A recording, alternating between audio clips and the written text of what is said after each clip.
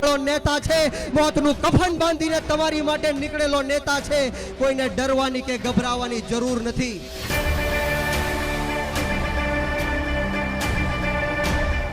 આમ આદમી પાર્ટીના ખેડૂત નેતા રાજુભાઈ કરપડા, પ્રવીણભાઈ રામ, આવા અનેક નેતાઓએ ખેડૂતોની વહારે આવી એના હક અને અધિકાર માટે, એને ન્યાય અપાવવા માટે મેદાનમાં આવ્યા, એના માટે અવાજ ઉઠાવ્યો, એના હક અને અધિકાર માટે લડત લડ્યા। આપણી લડાઈ આપણે લડવી પડશે અને એટલા માટે આજે ગુજરાતની અંદર આમ આદમી પાર્ટી છે। ભાજપનું તાવીજ ગળામાં પહેરીને બળાત્કાર કરે તો કંઈ થાય નહીં। ભાજપનું લોકેટ પહેરીને ગળામાં ગમે તેવા ગુંડાઓ જેવા અધમ કામ કરે, દારૂ વેચે, ડ્રગ્સ વેચે, બહેનો દીકરીઓની છેડતી કરે, સરઘસ કાઢે, ભાજપનો પટ્ટો પહેરીને અધમમાં અધમ કામ કરે, એને ગુજરાતમાં કોઈ સજા નથી થતી।